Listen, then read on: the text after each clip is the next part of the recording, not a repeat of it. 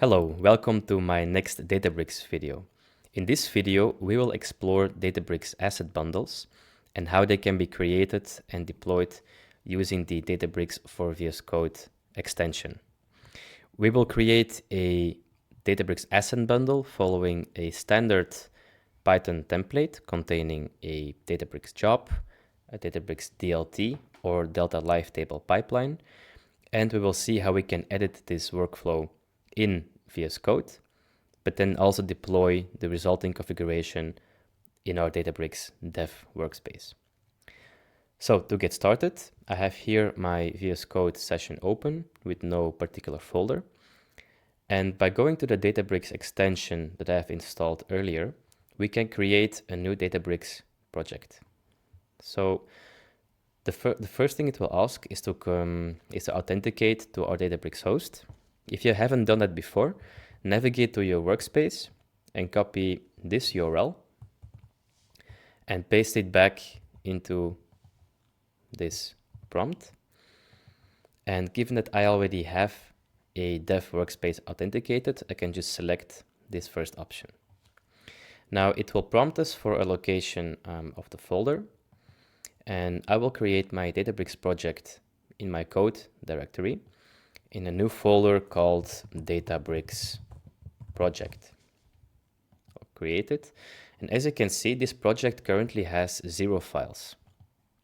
So I can go ahead and select this. And this will launch the Databricks bundle init command with the output directory set to the folder I just created. And it will ask us a couple of things about the initialization. So I will want to initialize a default Python project.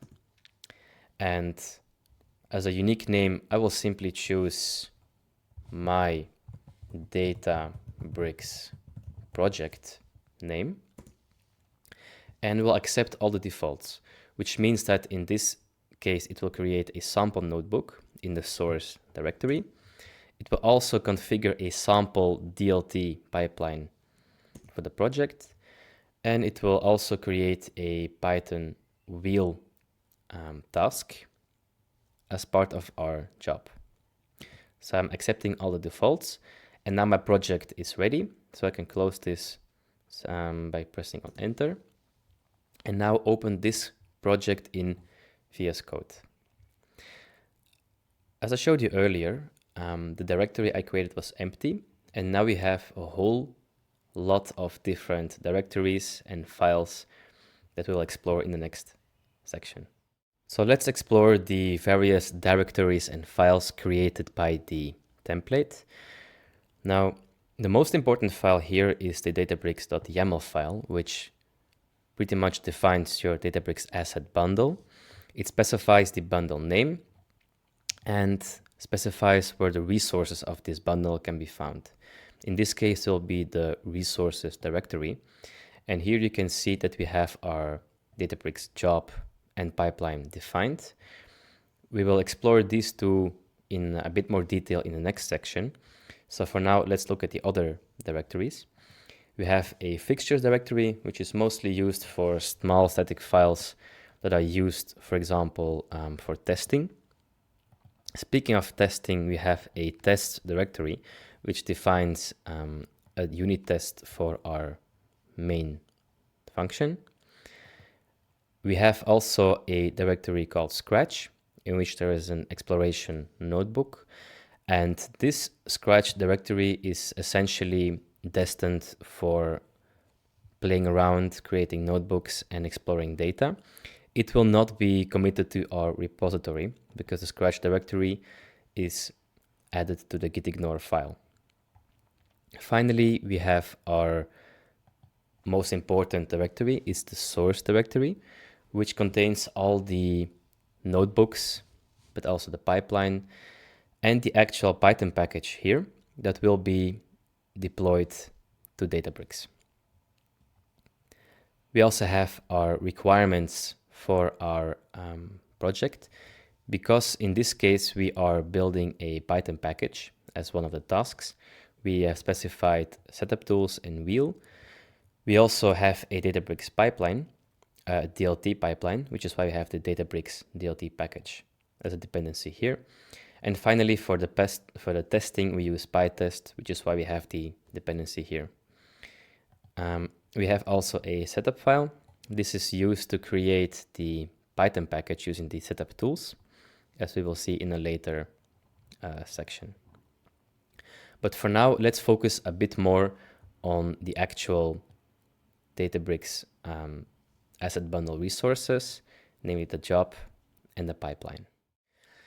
All right, now let's actually try to explore and deploy our pipelines. So we saw that we have two resources in our Databricks Asset Bundle. We have the job and the pipeline. Before we run through the code, let's first deploy this Databricks Asset Bundle to our Databricks workspace. As you can see at the moment, I don't have this project here. I don't have any workflows defined either. So let's return to VS Code and open the VS Code extension. As you can see, we have our target dev configured. We are authenticated to the dev workspace. We have to still select a cluster. I usually just take the serverless compute. And for local development, we have to configure our Python environment, which consists of configuring a virtual environment for Python with Python 3.11, because that's the version that is used on the compute cluster. So let's create a Python environment by clicking on Activate an Environment. I prefer to use Venv instead of Conda. The Python version must be 3.11, so it's the same. And finally, we will select the dependencies to install, which is the requirements/dev file that we have viewed in the previous section. So now this environment will be created. And once it's created, we will have the possibility to execute our code within VS Code locally. So that is now succeeded. And we have all the configuration appearing in green. One feature I would like to highlight is the remote folder feature, which involves synchronizing any changes I do locally with our dev workspace on Databricks. So if I enable the synchronization, we see that I have a terminal running continuously, and it updates all the files that I have locally and pushes them remotely to Databricks. So this looks like this. In my workspace, I will have a new directory .bundle, which contains my Databricks project files, the target dev, and the files I have are essentially the files I have in VS Code. So you'll be familiar with under source, we have our notebook and so on. And this allows us to execute the notebook locally in VS Code, but with the code running on Databricks.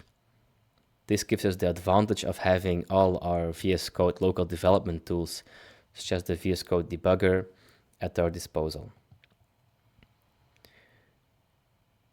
Great, so now let's look at the job and the pipeline in a bit more detail.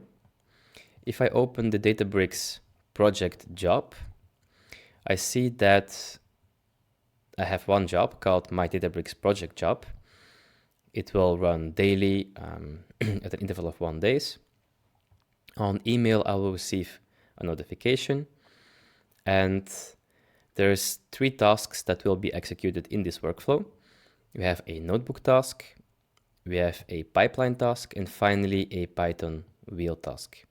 The notebook task will execute the notebook defined in source notebook. That's this notebook here. The refresh pipeline is a pipeline task that will execute, that depends on the previous notebook task, and will execute the pipeline defined in the DLT pipeline. And as you can see, it refers to this YAML file here, which is part of the resources. And it's in fact this pipeline that is defined in this notebook. So DLT_pipeline. And finally, the last task will consist of a Python wheel task, which will build this Python package and resulting in a wheel file, a wheel package file. And then this task specifies the location of this build wheel file and will execute the main function of this package. The main function is defined in this main.python file. And you may wonder what this location here means. Well, if we look at the Databricks Asset Bundle here in the files, you should see once we have actually built the project that we will be able to find the Python wheel package here. And this allows Databricks to install this wheel package on the cluster. Now let us deploy this workflow to Databricks and execute it.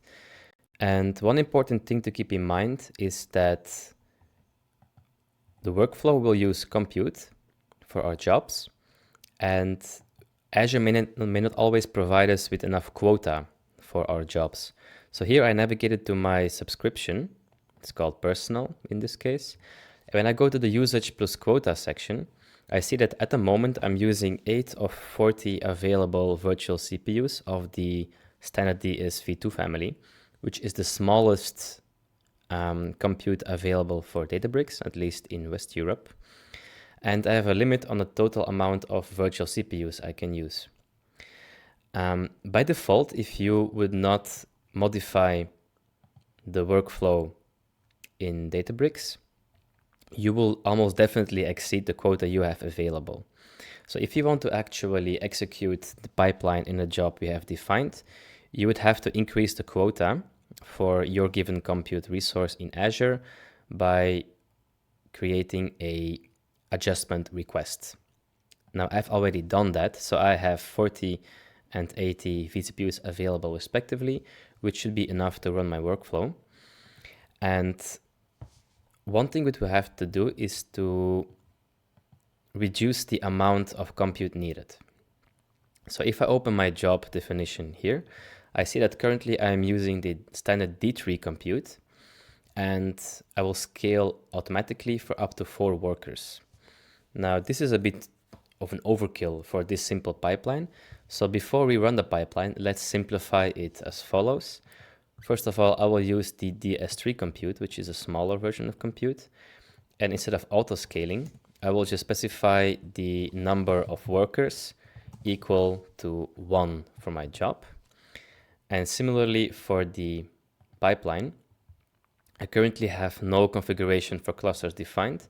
So I will define my clusters manually here. As a label, I will call it default. And then I will specify that the number of workers is limited to 1 and that the node type ID is the same one as for my job, namely the smallest available standard DS3 v2. Now, given that we have updated our Databricks asset bundle, we will have to redeploy it using the extension. So I can go ahead and now deploy this bundle to Databricks, and it will initialize the sync, update the deployments, and it has completed successfully. So now we can go to our Databricks job definition and see if we can actually see the changes in the UI. Now indeed, I can see that for the job cluster, I have 1 DS3 v2 compute source with only 1 worker. And similarly for the pipeline, if I go look here at the settings, I see that indeed I have 1 worker, which is a fixed size cluster. So now indeed we can go to our workflows and we can trigger them either from the UI, but we can do it the same thing via Databricks. If I go here to jobs, I can click on play and it will execute. It will first refresh the bundle one more time and it will launch a terminal which will track this particular job on Databricks. And of course, we can also refresh the page here in the UI and see that we have now our task running. If I go now to my usage quotas, and I refresh my usage, I will see that I'm currently not using any compute. But after a while, when the task starts defining compute, we will see that the requested vCPUs in Azure will be increasing. Let's look what actually happens in the UI. When we launch the workflow, we see that our all-purpose compute, I currently don't have anything running in terms of clusters, but our job compute shows that our job is creating a compute for this particular job. And I currently have 0 nodes. But later when I look at Azure and keep refreshing, it will show us later that now I currently have 8 out of 40 vCPUs used. They are of the DS-V2 family, as we have defined in the workflow file, and which means that the total regional CPUs I can use are 8 out of 80, or about 10% of my capacity. So if you are running in the error that shows you that your quota is exceeded, adjust the quota here and adjust the type of worker and the amount of workers in your 2 files. And just to show you why you would most likely get the error without modifying the compute, namely, if you see I currently have 1 worker running consisting of 2 nodes, so that's 8 CPUs for my job, and I will have a similar configuration with another 8 CPUs required for my pipeline task. If I look at my Azure resources currently used in the quotas, I see I have 16 virtual CPUs currently used, and most likely by default you would have only 10 available CPUs for your region. Okay, so our job completed successfully, including the pipeline. If you look at the job itself and this particular run, we see that it took 12.5 minutes. Most of this time was actually spent launching the clusters. So if we look at the pipeline itself, it produced data in a particular catalog. So these are the various steps involved in the Delta Live tables. And the output consisted of a table in my Databricks project dev, filter taxis, is a table name. We can find this table if we go to the catalog and then to the Legacy Hive Metastore. We see that we have under my Databricks project dev our table filtered taxis that looks like this. Now, if you would like to specify a different location for this table to be created, you can do that by going to Databricks, going to the resources where your pipeline is defined, and specifying the catalog here, which is currently commented out. Now, one task I want to focus a bit more on was the Python wheel task. Returning to the workflows, we see that we have our job here completed. If I look at this particular run, and then at the main task, we see that it executed the main function from our package. And it was able to do this by first compiling the package as a wheel file and installing it on the cluster. This is specified in our Databricks job definition here. In the Python wheel task, we see that we have a package name and an entry point. The entry point main is really just the main file from our package called my Databricks project, which will show us the first 5 rows of our created table.